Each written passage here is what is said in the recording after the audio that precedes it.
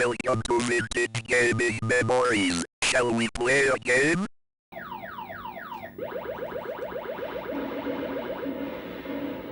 Hello everyone and welcome back to the channel. I have an interesting one for you here today. So no unboxing necessary, as you can tell. I picked this beauty up from Facebook Marketplace and I was lucky to get it as a local pickup as well. So I had a chance to see it before money was exchanged and save some money on shipping.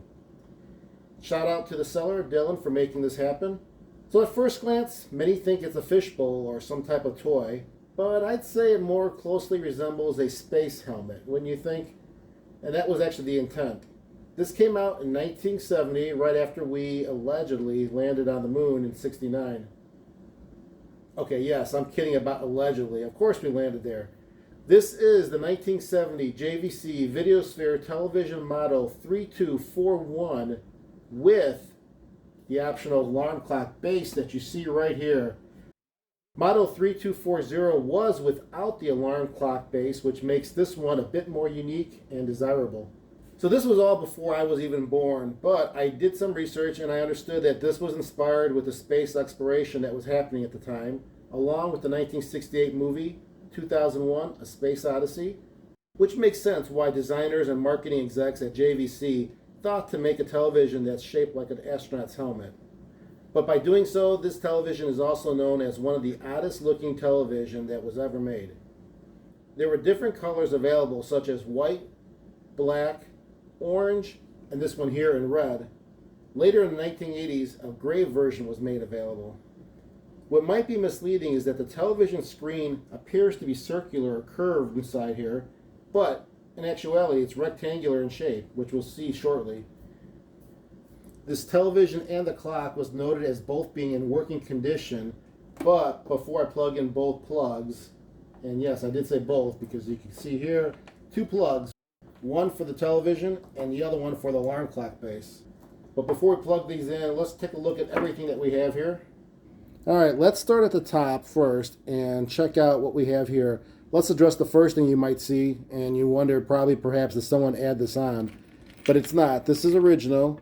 This junkyard dog type of a chain on top was intended to be used as a way of carrying this around. So it is portable. Yeah, you could just grab it here and walk around with it, but it also, you can use this to hang it. So the chain can be used to transport or it can be hung from there on the ceiling. Also on top, you can see that there were two large dial knobs, one here and one here. The one on the left is for UHF, which stands for ultra high frequency tuning, and then the one here on the right is for VHF, for very high frequency.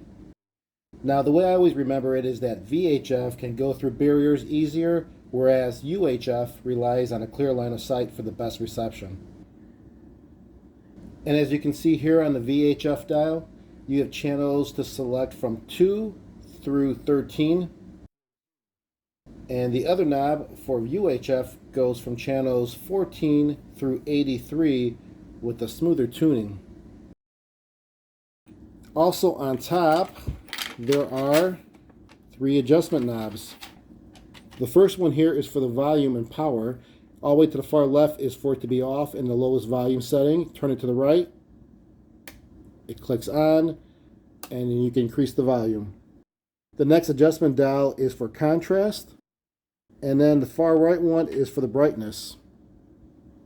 Also on top, you can see that there is an earphone plug.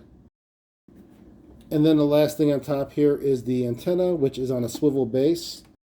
It's telescopic, and it goes up to 32 inches when fully extended. Now let me just turn this thing around so you can see the back side. So on the back side of the television sphere, we have the external antenna connections, the switchover, and the power cord. And then you have the label that's still intact, the serial number and the model number 3241. Also are some adjustment knobs below here, which are for the vertical and horizontal hold. And that's pretty much it with the sphere itself. Now if we take a look at this optional clock base that we have the television sitting on top of, this is pretty interesting. You see a plug over here, and what this is for, this power plug is what you would plug into to use with the timer or the alarm options on the front side of this clock. So So basically, if you have something plugged into it over here, you get power when the alarm goes off, or it will stop receiving power when the sleep timer kicks in. So that's a pretty cool thing. You can plug in a light, you can plug in the television to there, and then you get the TV go on when you want the alarm to go off, or it can shut off after the timer is finished. Let's take a look at the front now. So here is the alarm clock base, which looks pretty good. You could tell right away that the clock itself has those numbers that are on cards that flip down after every minute. So that's going to be pretty cool to see. Here's the timer on or auto option, as I mentioned about having that plug in the back work with that, as well as the alarm on and off. Then you have your sleep time right here to determine how long you want your sleep time to be. And then you have here the alarm or the time setting. And there you can see how it switches over. Pretty cool on the flip. Always was amazed when I was little to have one of these clocks. Not particularly the JVC, but I think a Panasonic one that we had. And I always thought it was cool how these things flipped so quick. So this is in great condition. Everything seems to work. Before I go any further with this beauty, let me wipe it down because it definitely needs to clean up a little bit. Probably a little bit of a polish as well. But let me do all that, and then we'll come right back and turn it on and see what happens. Alright, well, I decided to take it apart. I did clean the knobs, which look pretty good. You can see the insides there, nice and shiny. And I had to take the base off because I want to look inside to make sure it was pretty clean, and it looks pretty dirty, so why not take it apart and clean it, as well as to make sure that nothing looks damaged inside. And it's also easier to take this base off in order for me to get the top part taken apart, so I can go ahead and remove the cover and clean the insides because it's very dirty inside there. But first we'll start with the base here. We'll clean this clock first, and then we'll plug it in to see if it actually works. Alright, I've cleaned it up as good as I can. I mean, there was nothing that kind of appeared to be damaged or at least of a concern to me. All the wires seem to be still soldered on to where they should be. Now the motor itself is actually right here, and it's enclosed, and I don't see anything around it such as capacitors or resistors or anything such as that I need to be concerned of. Pretty much just the wiring is what I looked at, the coil as well, and just to see if there's any, I don't know, frays, burn marks, or anything that might have given me a signal to be concerned before I plug it in. I don't see anything, so what we're going to do is give this a try and see what happens. Alright, it's plugged in, and I can see the light. There's an orange light, and the actual motor is spinning. It's very quiet. Everything looks good. Let's just see if the actual minute changes over. We're at 7 o'clock, and let's see if it does spin across to 7:01.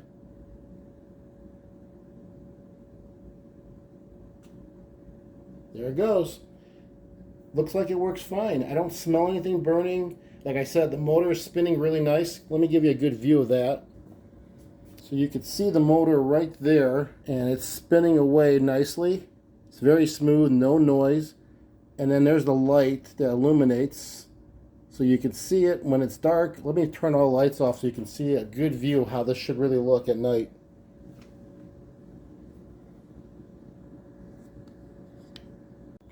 Alright, I think I did a pretty good job here. I have this cleaned up pretty nice inside, made sure that the paper did not get damaged or even touched with any of the liquids.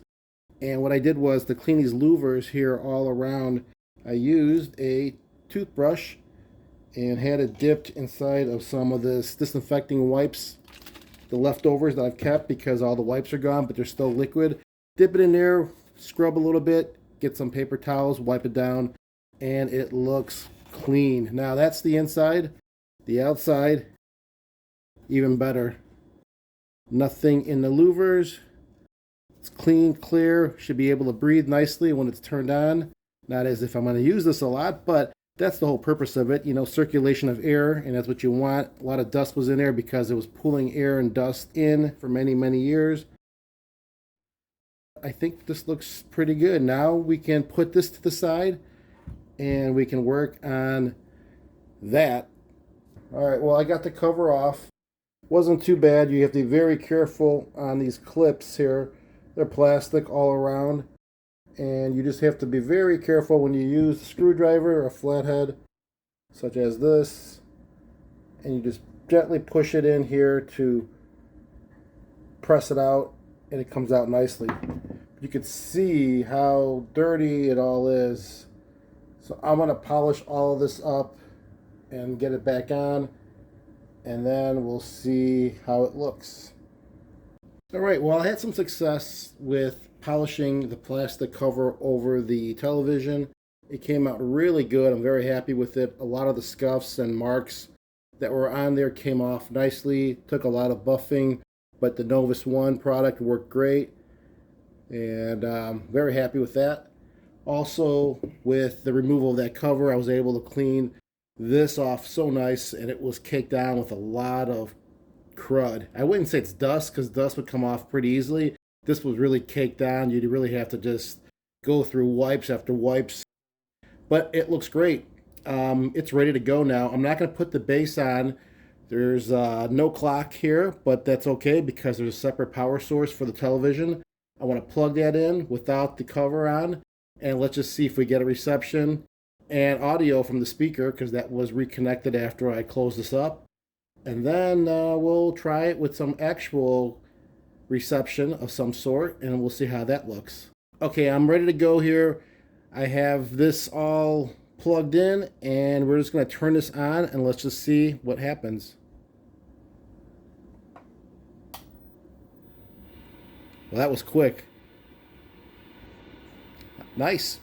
Well, obviously wasn't getting any reception because it's analog. We're not going to get anything digital, but I'm going to connect the antenna, the external antenna, and let's try to get some reception through the tube and adjust the vertical and the horizontal hold, as well as the contrast and brightness. Okay, so what we're going to test now is just to see if we can get some reception through a source that's a valid source, being I'm using a external antenna connection on the back here to my Atari 800 XL, and we're going to just see if we get some image. Now I think channel 3 is where I want it to be. Everything's plugged in, nothing's turned on yet. Let's see what happens. So I'll turn the TV on first, and let's turn the computer on. I have the cartridge in there. Let's see if it shows up. Well, that looks great. It looks pretty good. Let me see if I can move this to the left a little bit. So that looks really good now. It's centered. Let's play the game a little bit and let's hear how it sounds. Wow. It's pretty loud. I don't think I have the volume all the way up, but you get the idea of how this game goes. Defender. So it is black and white, as you can tell. Let me lower that volume down a bit. I wasn't expecting it any better than that. That looks awesome. Next thing now is to put the actual plastic cover over this to make it look like the true space helmet that it is. And then also put the base on it, the clock base, so it's more sturdy.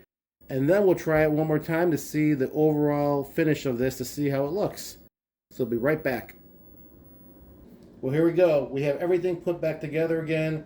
Everything was cleaned and tested. We did it individual components. We tested on the clock base first. It worked great. The light works inside as well as the clock itself. Then we went ahead with the television, tested that, cleaned it up, took off the cover that protects the actual tube, which gives the illusion of a circular tube, which it isn't. It's rectangular. And we cleaned all that up, polished it, got a lot of scratches off of it. Even the plastic on the outside, I did some polishing as well. It is smooth like a baby's bottom. Everything looks awesome. I can't wait to have this thing on my display. But before I do that, let's turn this on one more time with it all together, with the cover, and let's see how it looks. All right, we have the lights off, and we're going to first power on the television.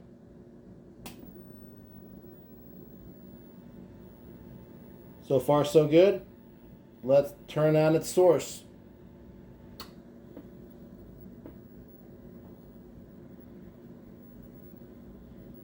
That looks great.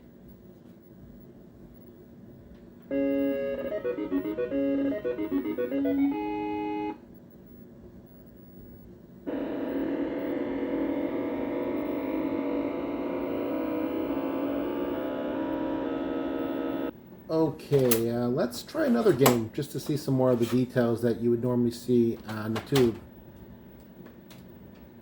This one has a lot going on.